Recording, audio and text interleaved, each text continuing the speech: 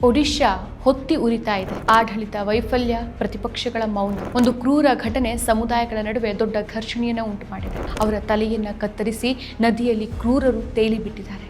ಇದೆಂಥ ಕ್ರೌರ್ಯ! ನಮಸ್ಕಾರ, ಈ ದಿನಕ್ಕೆ ಸ್ವಾಗತ. ನಾನು ಶ್ರೀ ಪವಿತ್ರ. ಒಡಿಶಾದ ಮಲ್ಕನ್ಗಿರಿ ಜಿಲ್ಲೆಯ MV26 ಗ್ರಾಮದಲ್ಲಿ ಇತ್ತೀಚೆಗೆ ನಡೆದಂಥ ಒಂದು ಕ್ರೂರ ಘಟನೆ ಸಮುದಾಯಗಳ ನಡುವೆ ದೊಡ್ಡ ಘರ್ಷಣೆಯನ್ನು ಉಂಟು ಮಾಡಿದೆ.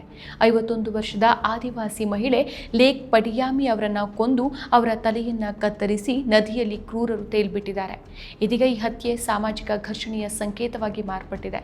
ಈ ಘಟನೆಯಿಂದ ಆದಿವಾಸಿಗಳಲ್ಲಿ ಸಿಡಿದ ಆಕ್ರೋಶ, ವಲಸಿಗ ಬಂಗಾಳಿ ಸಮುದಾಯದ ಮೇಲಿನ ಹಲ್ಲೆ, ಆಡಳಿತದ ಸಂಪೂರ್ಣ ವೈಫಲ್ಯ ಮತ್ತು ಪ್ರತಿಪಕ್ಷಗಳ ಮೌನದ ಬಗ್ಗೆ ಚರ್ಚೆ ಮಾಡ್ತಾ ಹೋಗೋಣ. ಲೇಕ್ ಪಡಿಯಾಮಿ ಅವರು MV26 ಗ್ರಾಮದಲ್ಲಿ ನೆಲೆಸಿದಂಥ ಆದಿವಾಸಿ ಮಹಿಳೆ.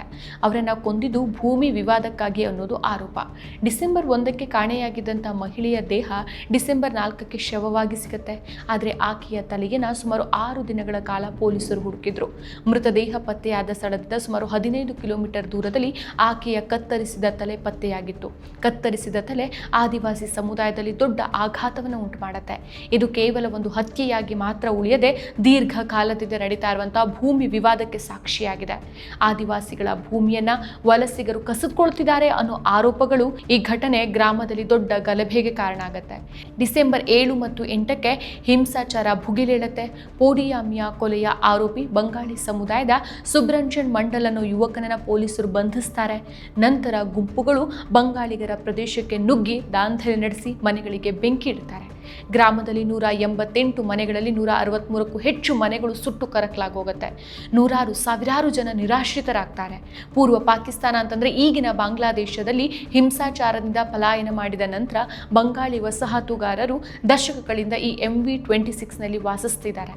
1000ಕ್ಕೂ ಹೆಚ್ಚು ಬಂಗಾಳಿ ಕುಟುಂಬಗಳು ತಮ್ಮ ಜೀವವನ್ನು ಕಾಪಾಡ್ಕೊಳ್ಳೋಕ್ಕೋಸ್ಕರ ತಪ್ಪಿಸ್ಕೊಂಡು ಓಡ್ ಹೋಗ್ತಾರೆ. ಈ ಹಲ್ಲೆ ಅಧಿಕಾರಿಗಳ ಮುಂದೆನೇ ನಡೆದಿತ್ತು. ಪೊಲೀಸ್ ಮತ್ತು ಸ್ಥಳೀಯ ಅಧಿಕಾರಿಗಳು ಜನರನ್ನು ನಿಯಂತ್ರಿಸುವಂತ ಗೋಜಿಗೆ ಹೋಗೇ ಇಲ್ಲ. ನನಗೆ ಇಷ್ಟ ನಂದಿನಿ ತುಪ್ಪ. ಶುದ್ಧ ತುಪ್ಪ ಅಂದ್ರೆ ನಂದಿನಿ. ಆದಿವಾಸಿಗಳು ನಮ್ಮ ಭೂಮಿ, ನಮ್ಮ ಸ್ತ್ರೀಯರನ್ನ ರಕ್ಷಿಸಿ ಅಂತ ಕೂಗಿ ಕೂಗಿ ಗೋಳಿಟ್ರು ಅಧಿಕಾರಿಗಳು ಕ್ಯಾರೆ ಅಂದಿಲ್ಲ. ಇದು ದಶಕಗಳಿಂದ ನಡೀತಾ ಇರುವಂತಹ ಆದಿವಾಸಿ ವಲಸಿಗರ ನಡುವಿನ ಘರ್ಷಣೆಯಾಗಿದೆ. ಬಂಗಾಳಿ ಸಮುದಾಯ ಬಾಂಗ್ಲಾದೇಶದಿಂದ ಬಂದವರು ಅನ್ನೋ ಆರೋಪ ಇದೆ. ಆದರೆ ಈ ಆರೋಪದ ಬಗ್ಗೆ ಸರ್ಕಾರಗಳು ಚರ್ಚೆಯೇ ನಡೆಸಿಲ್ಲ.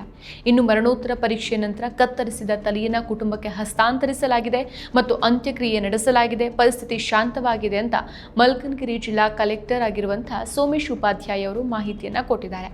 ಸೊ ಈ ಗಲಭೆಯನ್ನ ನಿಯಂತ್ರಿಸೋಕೆ ಆಡಳಿತ ಏನು ಮಾಡ್ತು ಅನ್ನೋದನ್ನು ನೋಡಿದ್ರೆ, ಇಂಟರ್ನೆಟ್ ಸೇವೆಗಳನ್ನು ಸ್ಥಗಿತಗೊಳಿಸಿ ಕರ್ಫ್ಯೂ ಹೇರಿ ಮಂತ್ರಿಗಳು ಸ್ಥಳಕ್ಕೆ ಆಗಮಿಸ್ತಾರೆ. ಡಿಸೆಂಬರ್ 11ಕ್ಕೆ 2 ಒಡಿಶಾ ಸಚಿವರು ಘಟನಾ ಸ್ಥಳವನ್ನು ತಲುಪಿಸಿ ಪರಿಸ್ಥಿತಿಯನ್ನ ಪರಿಶೀಲಿಸ್ತಾರೆ ಮತ್ತು ಕೊನೆಗೆ ಆದಿವಾಸಿ ಬಂಗಾಳಿ ಸಮುದಾಯಗಳ ನಡುವೆ ಶಾಂತಿ ಮಾತುಕತೆ ನಡೆಸ್ತಾರೆ. 300ಕ್ಕೂ ಹೆಚ್ಚು ಕುಟುಂಬಗಳು ಮನೆಗೆ ಮರಳಿದ್ದಾರೆ. ಆದರೆ ಇದು ನಿಜವಾದ ಪರಿಹಾರ ಅಲ್ವಾ? ದೀರ್ಘಕಾಲದ ಭೂಮಿ ವಿವಾದಗಳನ್ನು ಬಗೆಹರಿಸದೇನೆ ಕೇವಲ ಆತುರದಲ್ಲಿ ಶಾಂತಿ ಮಾತುಕತೆ ಮಾಡಿದ್ದು ಆಡಳಿತದ ವೈಫಲ್ಯವನ್ನು ತೋರಿಸುತ್ತೆ. ಅಧಿಕಾರಿಗಳು ಹಲ್ಲೆಯನ್ನು ತಡೆಯೋಕೆ ವಿಫಲರಾಗ್ತಾರೆ.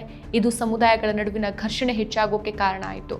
ಇಂಟರ್ನೆಟ್ಗಳನ್ನು ಬಂದ್ ಮಾಡೋ ಮೂಲಕ ಆಡಳಿತದ ವೈಫಲ್ಯ ರಾಜ್ಯ ಬಿಟ್ಟು ಹೊರ ಹೋಗದಂತೆ ನೋಡಿಕೊಂಡ್ರು. ಈ ಆಘಾತಕಾರಿ ಘಟನೆಯಲ್ಲಿ ಅತ್ಯಂತ ಆಶ್ಚರ್ಯದ ವಿಷಯ ಇನ್ನೊಂದಿದೆ. ಅದೇನು ಗೊತ್ತಾ? ಪ್ರತಿಪಕ್ಷಗಳ ಮೌನ. ಹೌದು, ಒಡಿಶಾದ ವಿರೋಧ ಪಕ್ಷಗಳು ಈ ವಿಷಯದ ಬಗ್ಗೆ ಒಂದು ಪತ್ರಿಕಾಗೋಷ್ಠಿಗೂ ಸ್ಪಂದಿಸಿಲ್ಲ. ಇದು ಸ್ಪಷ್ಟ ನಿರ್ಲಕ್ಷ್ಯ ಅನ್ನೋದರಲ್ಲಿ ಯಾವುದೇ ಅನುಮಾನ ಇಲ್ಲ. ಸಾಮಾಜಿಕ ನ್ಯಾಯ, ಆದಿವಾಸಿ ಹಕ್ಕುಗಳ ಬಗ್ಗೆ ಮಾತನಾಡುವ ಪಕ್ಷಗಳು ಇಲ್ಲಿ ಯಾಕೆ ತುಟಿ ಬಿಚ್ಚುತ್ತಾ ಇಲ್ಲ? ಇದು ರಾಜಕೀಯ ಲಾಭ ನಷ್ಟದ ಆಟನ? ಈ ಮೌನ ಆದಿವಾಸಿಗಳ ಮೇಲಿನ ದೌರ್ಜನ್ಯ ಹೆಚ್ಚೋಕೆ ಮತ್ತು ಸರ್ಕಾರದ ಮೇಲಿನ ಒತ್ತಡವನ್ನು ಕಡಿಮೆ ಮಾಡುವಲ್ಲಿ ಸಹಕಾರಿಯಾದಂತೆ ಕಾಣಿಸುತ್ತೆ.